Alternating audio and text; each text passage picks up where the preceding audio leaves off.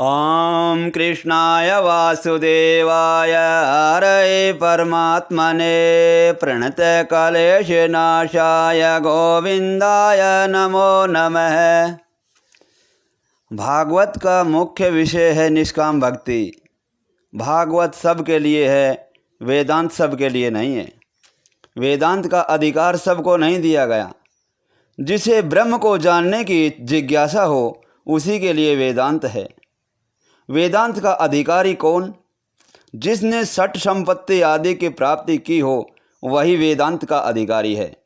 किंतु भागवत तो सभी के लिए है। भागवत का अधिकार वैसे तो सभी के लिए बताया गया है, फिर भी निर्मत्सराणाम सताम, शुद्ध अंतःकरण वाले पुरुषों के जानने के योग्य परमात्मा का निरूपण इसमें किया गया है। निर्मत्सराणाम, निर्मत्सर होके कथा सुनो। मत्सर सबसे बड़ा शत्रु है। मत्सर सबको सताता है। ज्ञानी और योगी दोनों को मत्सर परेशान करता है। स्वयं प्राप्त की हुई योग सिद्धि के बल से चांगदेव 1400 वर्ष जिए थे। उन्होंने मृत्यु को 14 बार वापस लौटाया। वे सिद्धियों में फंसे हुए थे। उन्होंने प्रतिष्ठा का मोह था, वे प्रतिष्ठा से मोह रखते थे। उन्होंने संत ज्ञानेश्वर की कीर्ति सुनी। चांगदेव ज्ञानेश्वर के प्रति मत्सर करने लगे। क्या यह बालक मुझसे भी बढ़ गया? ज्ञानेश्वर की आयु 16 वर्ष की थी। चांगदेव की इच्छा हुई कि वह ज्ञानेश्वर को पत्र लिखे, किंतु पत्र में संबोधन क्या किया जाए? ज्ञानेश्वर अपने से छोटे केवल 16 वर्ष के सो पूज्य तो कैसे लिखा जाए, और ऐसे महाज्ञानी को चिरंजीवी भी कैसे लिखा जाए? और इसी उलझन को वे सुलझा न सके, सो बिना लिखे ही पत्र भेज दिया, खाली कोरा पत्र भेज दिया। संत की भाषा संत जान सकते हैं, वे कोरा भी पढ़ लेते हैं। तो मुक्ताबाई ने पत्र का उत्तर दिया, 1400 साल की तेरी आयु हुई, फिर भी तू कोरा ही रह गया।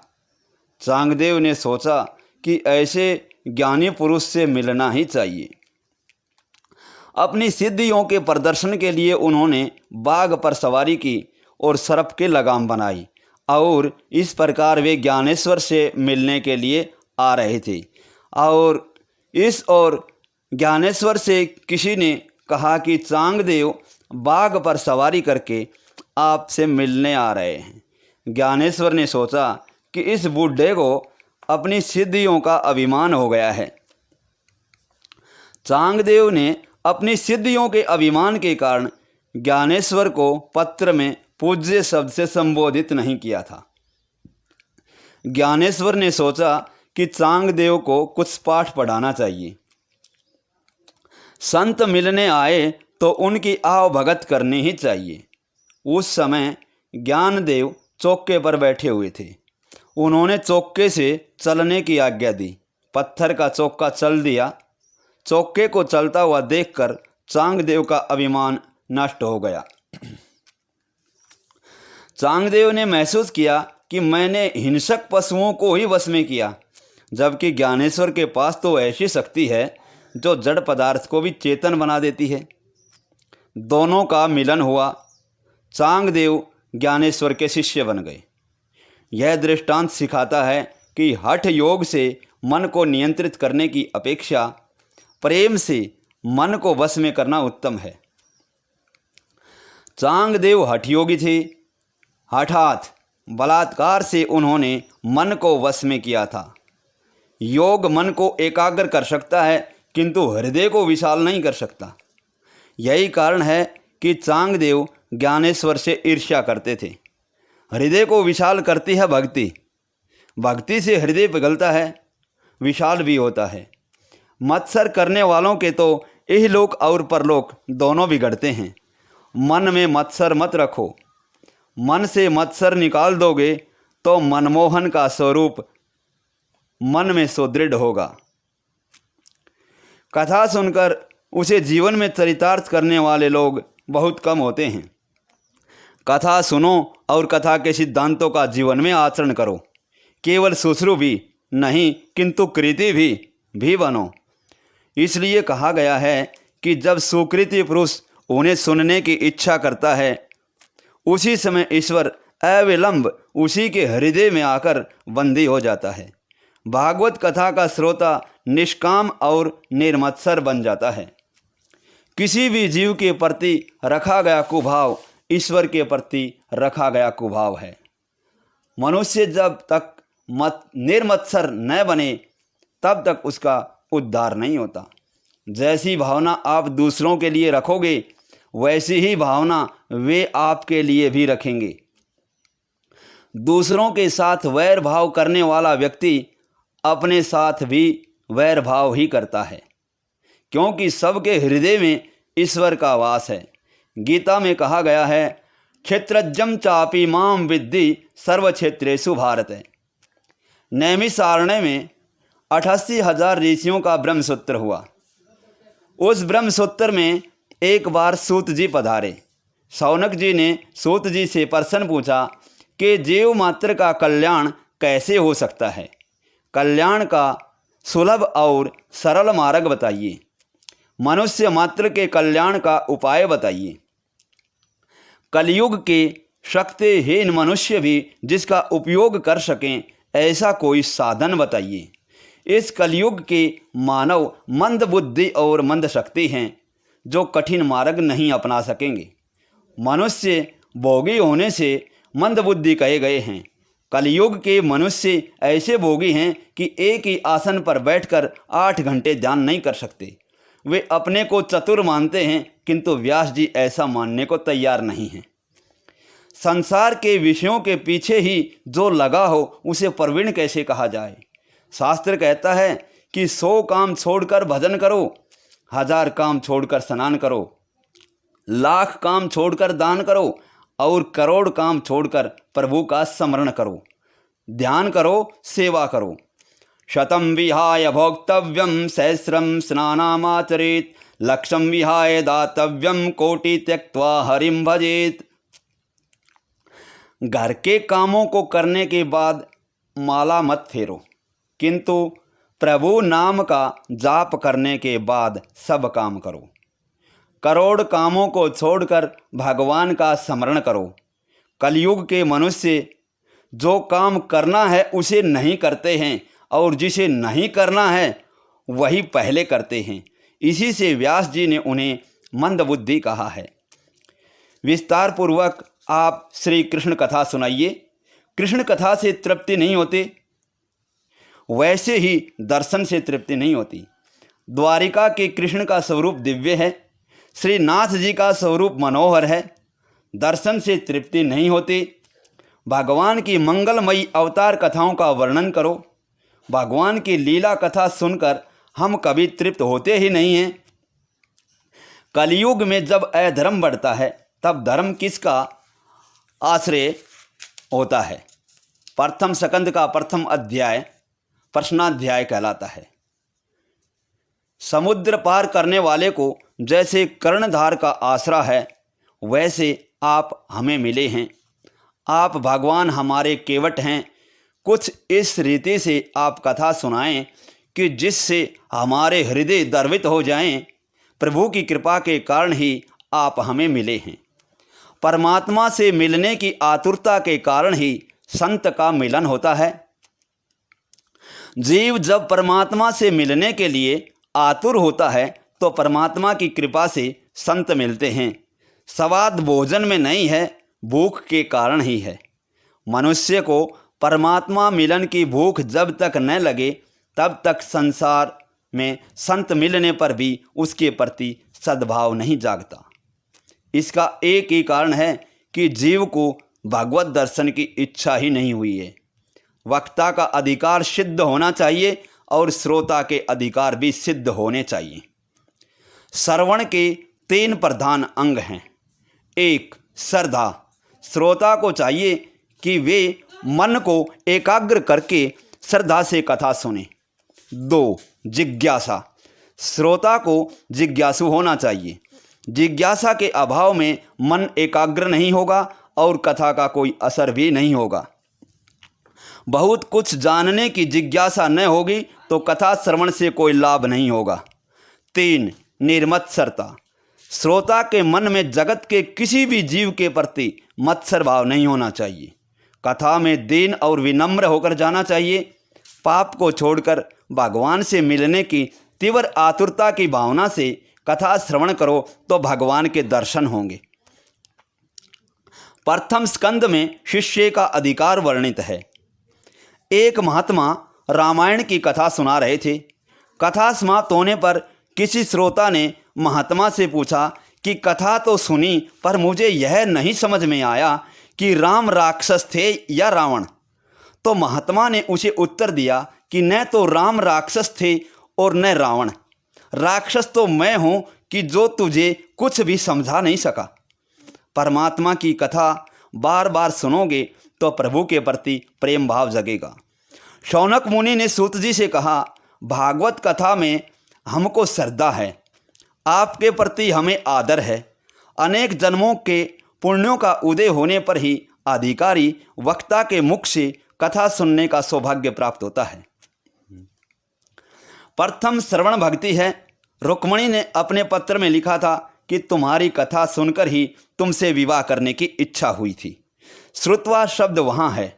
भगवान के गुण सुनने से उनके लिए प्रेम भाव उत्पन्न होता है। श्रोता और वक्ता दोनों विनयी होने चाहिए। सूत जी श्रोताओं को साधुवाद देते हुए कहते हैं कथा सुनकर तुम्हें जो करना चाहिए वह तो तुम करते हो। तुम शांति से सुनते हो तो मेरा मन भी भगवान में स्थिर होता है। तुम ज्ञानी हो, प्रभु प्रेम में पागल हो, परंतु मेरा कल्याण करने के लिए प्रश्न पूछते हो। कथा सुनकर मैं तो अपनी वाणी को पवित्र करूँगा। मम तवेतां वाणी गुण कथन पुण्य न भवतः पुनामोत्यर्थेस्मिन् पौरमथन बुद्धिर्व्यवस्थिता। शिव महिमन स्तोत्र में पुष्पदंत ने भी कहा है कि शिव तत्व का वर्णन वैसे तो कौन कर सकता है, मैं तो अपनी वाणी को पवित्र करने चला हूँ। आरंभ में सुतदेव जी सुखदेव जी को वंदन करते हैं, फिर भगवान नारायण को वंदन करते हैं। नारायणम नमस्कृत्य। भारत के प्रधान देव नारायण हैं। श्री कृष्ण गोलोक में पधारे। सभी अवतारों की समाप्ति हुई, किंतु नारायण की न तो समाप्ति हुई और न होगी। भारत की प्रजा का कल्याण करने के लिए वे आज भी तपश्चर्या कर रहे हैं। श्री शंकराचार्य जी को नर नारायण का दर्शन हुआ तो उन्होंने कहा कि मैं तो महान योगी हूँ, इससे आपका दर्शन कर सका हूँ, किंतु कलियुग के भोगी जन भी आपके दर्शन कर सकें, ऐसी कृपा कीजिए। भगवान ने उन्हें उस समय बद्री नारायण के नारद कुंड में स्नान करने का आदेश दिया और कहा कि वहाँ से तुम्हें मेरी जो मूर्ति मिलेगी उसकी स्थापना करना। बद्री नारायण भगवान की स्थापना शंकर स्वामी ने की है। शंकराचार्य जी का प्रथम ग्रंथ है विष्णु सहस्रनाम की टीका। मन से मानस दर्शन का पुण्य बहुत लिखा गया है। नारायण को मन में प्रणाम करो, जो जाए बद्री उसकी काया सुधरी। बद्री नारायण तीर्थ में लक्ष्मी की मूर्ति मंदिर के बाहर है। तपश्चर्या में स्त्री, द्रव्य, बालक का संग बाधादायी है। नारायण ने लक्ष्मी जी से कहा, तुम बाहर बैठकर ध्यान धारो, मैं अंदर बैठकर ध्यान धारूंगा। एक भक्त ने बद्री नारायण के पुजारी से पूछा कि इतनी कड़ाके की सर्दी में चंदन से ठाकुर जी की पूजा क्यों करते हो? पुजारी ने उत्तर दिया, अपने ठाकुर जी कठोर तपश्चर्या करते हैं, जिससे शक्ति बढ़ती है, और ठाकुर जी को बहुत गर्मी लगती है, सो चंदन से पूजा की जाती है। सूत जी सरस्वती और व्यास जी को वंदन करके कथा का आरंभ करते हैं। स वै पुंसां परो धर्मो यतो भक्तिरदोक्षजे अहैतुकये प्रतिहता ययातमा संप्रसीदति जिस धर्म से मनुष्य के दिल में श्री कृष्ण के प्रति भक्ति जगे वही धर्म श्रेष्ठ है। भक्ति भी ऐसी होनी चाहिए कि जिसमें किसी भी प्रकार की कामना न हो। निष्काम तथा निरंतर भक्ति से हृदय आनंद रूप परमात्मा की प्राप्ति करके कृतकृत्य हो जाता है। सूत जी कहते हैं, जीवात्मा अंश है और परमात्मा अंशी। अंशी से अंश अलग हो गया है और इसलिए वह दुखी है। अंशी अर्थात परमात्मा में मिल जाने पर ही जीवन कृतार्थ होता है। परमात्मा कहते हैं, मम वांसो जीवलोके, तू मेरा अंश है, तू मुझसे मिलकर कृतार्थ होगा। नर नारायण का अंश है, अंश नर अंश नारायण में जब तक न मिल जाए तब तक उसे शांति नहीं मिलेगी। मैंने यह नियम निश्चित किया है कि अपने परमात्मा का आश्रय लेकर उनके साथ मुझे एक होना है, किसी भी प्रकार के ईश्वर के साथ एक होना है। ज्ञानी ज्ञान से अभेद सिद्ध करता है तो वैष्णव महात्मा प्रेम द्वारा अद्वैत अभेद सिद्ध करते हैं। प्रेम की परिपूर्णता अद्वैत में ही है। भक्त और भगवान अंततः एक ही हो जाते हैं। गोपी और कृष्ण एक हो गए थे। जीव और ईश्वर कैसे अलग हो गए इसकी चर्चा करने की ज़रूरत नहीं है। जीव से ईश्वर का या ईश्वर से जीव का वियोग हुआ है, यह सत्य है। यह वियोग कैसे और कब से हुआ इसके विवाद में समय का व्यय करने की कोई आवश्यकता नहीं है और इससे कोई लाभ भी नहीं है। धोती पर दाग लगने पर वह कब और कैसे लगा इस पर ही सोचते रहने से वह दाग दूर नहीं होगा। उस दाग को दूर करने पर ही धोती स्वच्छ होगी। इस तरह ईश्वर से मिलने का प्रयत्न करें, यही इष्ट है। जब जीव निर्भय बनता है तभी वह भाग्यशाली होता है। जिसके सिर पर काल का भय है वह निर्भय कैसे हो सकता है। भाग्यशाली तो वह है जिसे मृत्यु का भय नहीं है।